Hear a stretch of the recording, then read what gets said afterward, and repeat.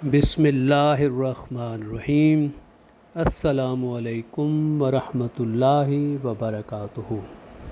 मोहतरम नाज़रीन कराम, मैं हूँ डॉक्टर ज़मीरुल हसन और हमारा आज का टॉपिक है कि शुगर के मरीज़ों के लिए कौन सी रोटी बेहतरीन है।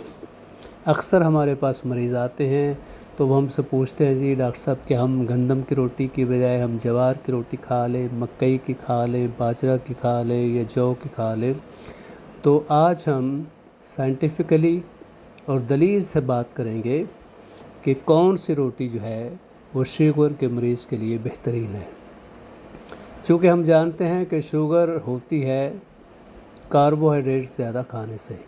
जितने हम कार्बोहाइड्रेट ज़्यादा खाएंगे हमारे खून में ग्लूकोज का लेवल बढ़ता जाएगा और उस ग्लूकोज के लेवल को मेंटेन करने के लिए बॉडी में जो लुबलुबा है, पैंक्रियास है, वो इंसुलिन सेक्रेट करता है।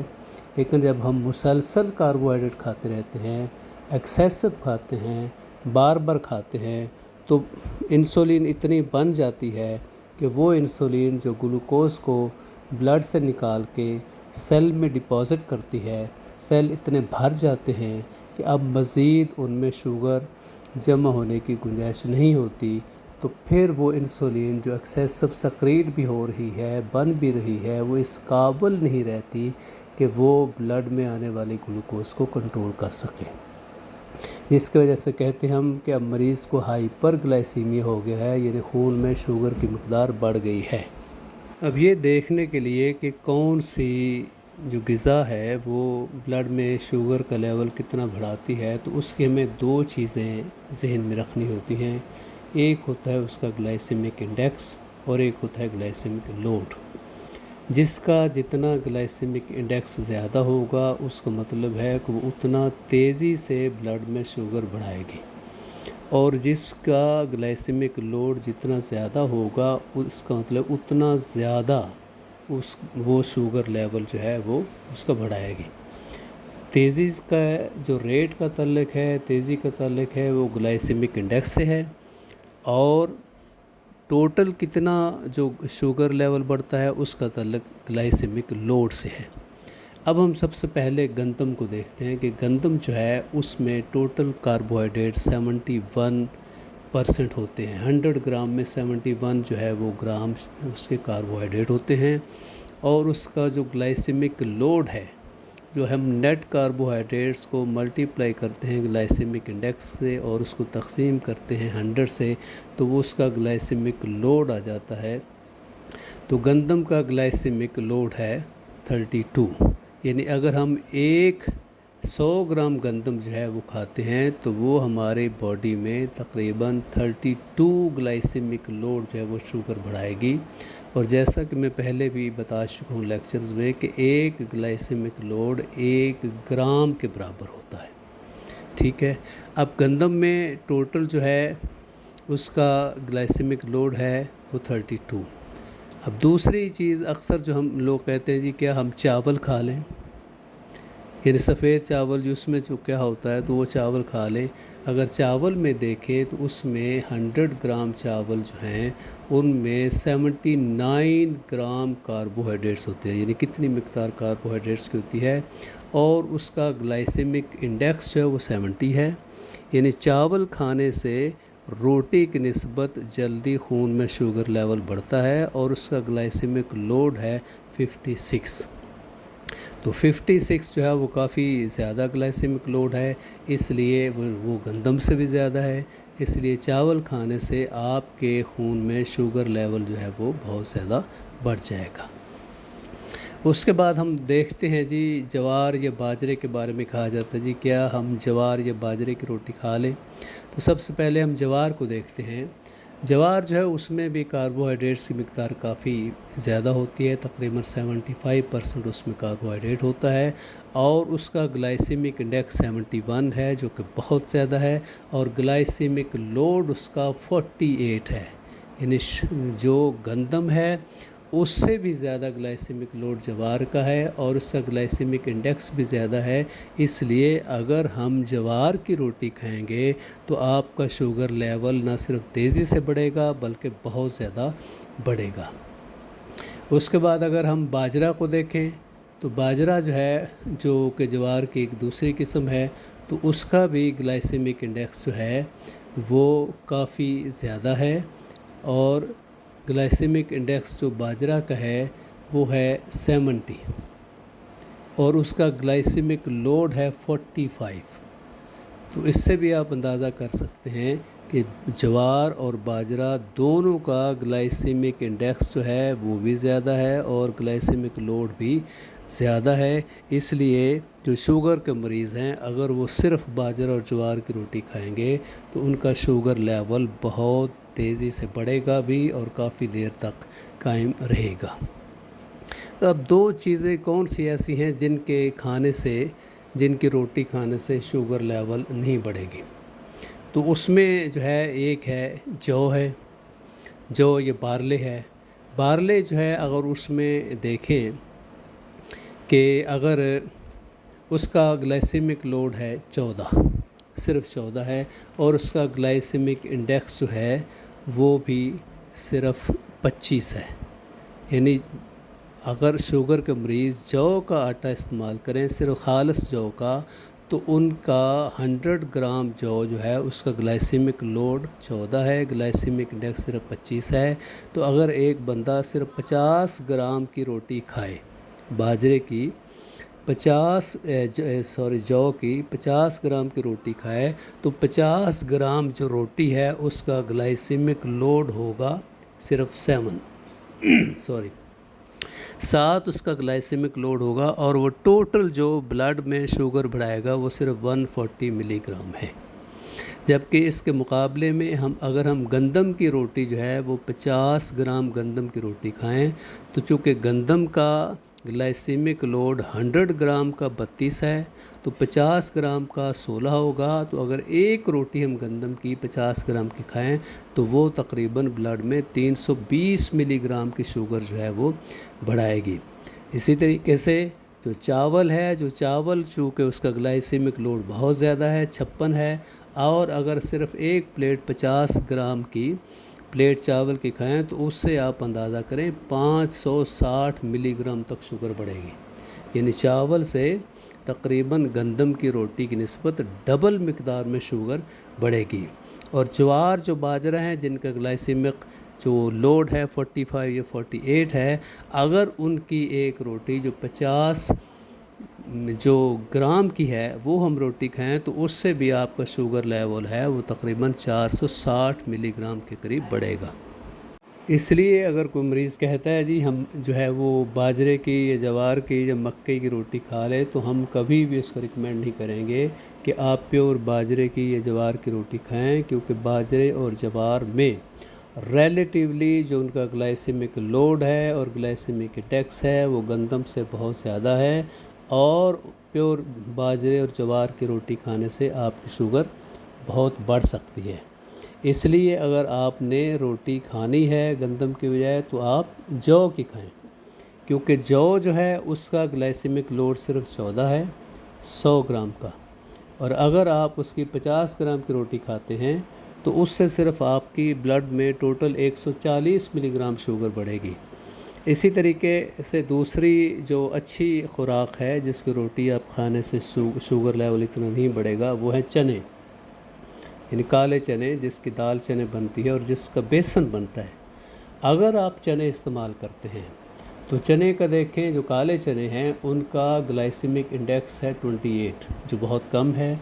यानी बेसन की रोटी खाने से एक तो इतनी जल्दी वो हज़म नहीं होती और जल्दी जल्दी ब्लड में शुगर का लेवल नहीं बढ़ता।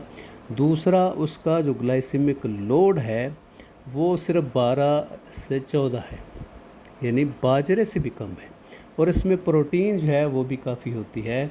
इसलिए अगर आप बेसन की रोटी खा लेते हैं 50 ग्राम की रोटी, तो उससे क्या होगा, वो तकरीबन जो है 120 से 130 मिलीग्राम शुगर आपकी बढ़ाएगी।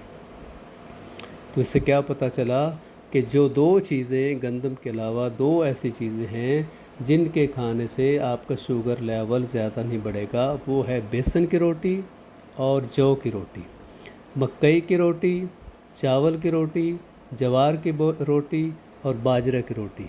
ये शुगर के मरीज़ों के लिए अगर आपने इनको बिल्कुल अलहदा-अलहदा जो है वो खाना है, तो ये आपके लिए रिकमेंड नहीं की जाएंगी, क्योंकि इससे आपका शुगर लेवल बढ़ने के चांसेस बढ़ जाएंगे। इसलिए अगर आपने गंदम के अलावा कोई और रोटी खानी है तो कोशिश करें या बेसन की करें, या आप जो है वो जौ की रोटी खा लें, इससे आपका शुगर लेवल ज़्यादा नहीं बढ़ेगा।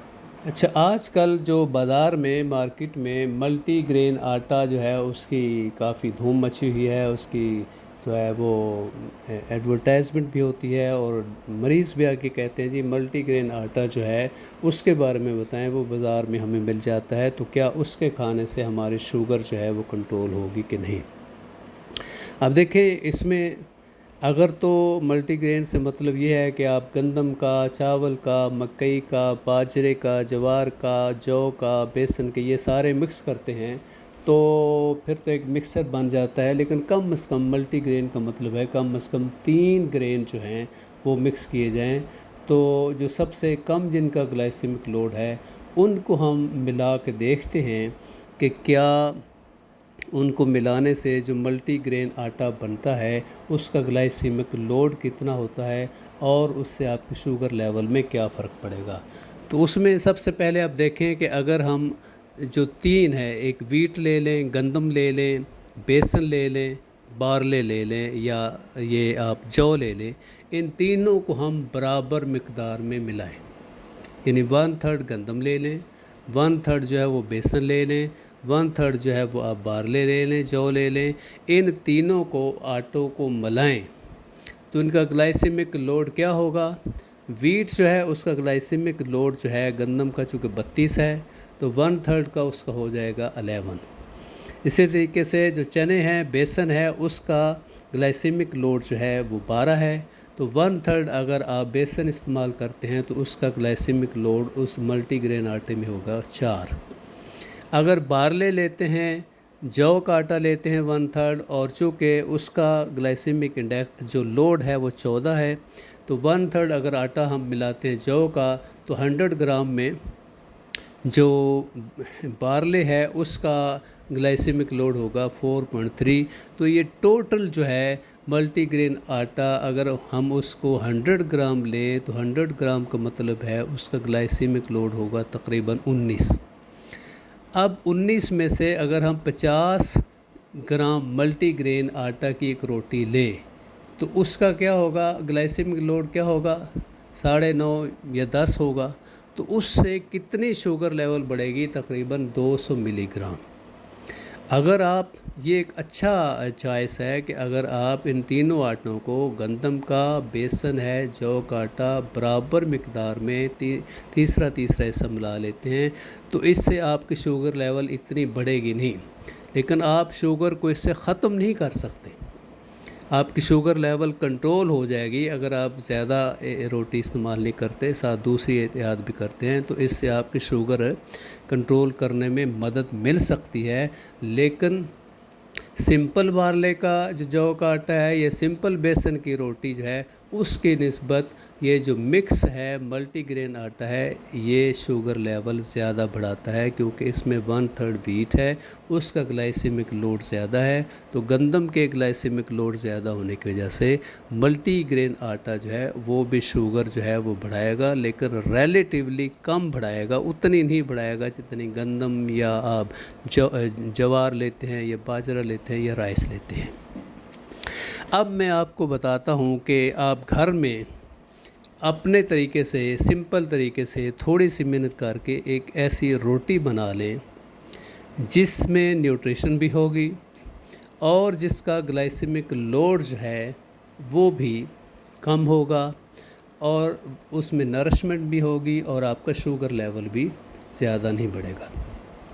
तो उसमें आपने क्या करना है, सबसे पहले आप जो गंदम है, जो चक्की की पीसी हुई है, जो पत्थर की चक्की है, स्टोन जो है चक्की है, उस पे जो पीसी हुई गंदम ले, उस गंदम को जितना आपने मिक़दार में गंदम लेनी है का आटा लेना है, से 50 ग्राम लेना है या 100 ग्राम लेना है, उतनी मिक़दार में आप कद्दू ले लें या आप जो है ये खीरा ले लें या ब्रोकली ले लें। तो इसको क्या करें, इस कद्दू को या ब्रोकली को या खीरे को आप ग्राइंड करके, पानी में ग्राइंड करके, ये जो पानी बन जाता है इसको बारीक बना लें, जैसे शेक बनाते हैं। तो वो जो आटा गंदम का आपने लिया है वो इस पानी से गूंदें। ये जो कद्दू का पानी है या आपने ब्रोकली ली है उसका पानी है, या आपने जो खीरा लिया है, जो पम्पकिन है बल्कि कुकम्बर है, ये जो लिया है इसके पानी से आटा गूंदें। कोई और दूसरा सादा पानी इसमें ना मिलाएं। तो ये जो पानी जो है, अगर 50 ग्राम आप ये पानी लें, 50 ग्राम जो आटा लें, तो इसको मिक्स करके वो जो रोटी बनेगी तो उसमें क्या होगा, आटा जो है 50% होगा, यानी 50 ग्राम आटा है और 50 ग्राम जो है आप जब उसमें ये आप कद्दू मिला लेंगे या खीरे का पानी मिला लेंगे तो वो 100 ग्राम जब हो जाएगी, उसमें से 50 ग्राम की रोटी लें तो उसमें टोटल आपकी जो वीट होगी वो कितनी होगी, 25 ग्राम। अब 25 ग्राम जो गंदम है उसका जो ग्लाइसेमिक लोड है सिर्फ 8। तो उससे क्या होगा, आपकी शुगर जो है वो ज़्यादा से ज़्यादा 140-150 मिलीग्राम बढ़ेगी, शुगर लेवल आपका नहीं बढ़ेगा। और उसमें पम्पकिन में, कद्दू में, ब्रोकली में या आपके जो खीरे में जो नमकियात हैं, जो पोटाशियम है, जो मिनरल हैं, जो विटामिन है, वो आपको एडिशनल बेनिफिट देंगे। ये एक आप ऐसा आटा है जो आप अपने शुगर के मरीज़ों के लिए घर में बना सकते हैं। ये रोटी बनाएंगे तो इससे एक तो आपकी शुगर लेवल ही बढ़ेगी, न्यूट्रिशियस भी होगी और डिलीशियस भी होगी। तो अगर आप ज़्यादा मेहनत नहीं करना चाहते या मल्टीग्रेन नहीं लेना चाहते या मुसलसल जौ की रोटी या बेसन की रोटी नहीं खा सकते, गंदम की रोटी खानी है, तो गंदम की रोटी खाने का ये बेहतरीन तरीका है कि घर में आप प्रैक्टिस कर लें। इसके करने से इंशाल्लाह आपकी शुगर कंट्रोल करने में बहुत मदद मिलेगी। बाकी शुगर को कंट्रोल करने के लिए वही रूटीन की जो आपको हदायत दी जाती हैं कि आपने कोशिश करनी है कि 24 घंटों में खाने की विंडो 8 से 10 घंटे रखें और 12 से 14 घंटे का जो है फास्टिंग करें। अपने खाने में गोश्त इस्तेमाल करें, फल इस्तेमाल करें, सब्ज़ियाँ इस्तेमाल करें और उसमें मक्खन लें, ऑलिव ऑयल लें, देसी घी इस्तेमाल करें। जो बाज़ार के ऑयल हैं, जो वेजिटेबल ऑयल हैं, वो बिल्कुल इस्तेमाल ना करें। फास्टिंग के साथ कम से कम जो है वो डेली 1-2 घंटे आप सैर भी करें, वॉक भी करें, अच्छी नींद लें। तो इंशाल्लाह ये करने से शुगर जो है वो आपकी काफ़ी कंट्रोल होगी। और अगर आप एहतियात करते रहेंगे, फास्टिंग करते रहेंगे, रेगुलर एक्सरसाइज करते रहेंगे, तो इंशाल्लाह 6 महीने साल में आपकी दवाइयाँ काफ़ी हद तक ख़त्म भी हो सकती हैं, कम भी हो सकती हैं और बिल्कुल ख़त्म भी हो सकती हैं। आपको बहुत शुक्रिया। खुश रहें, आबाद रहें।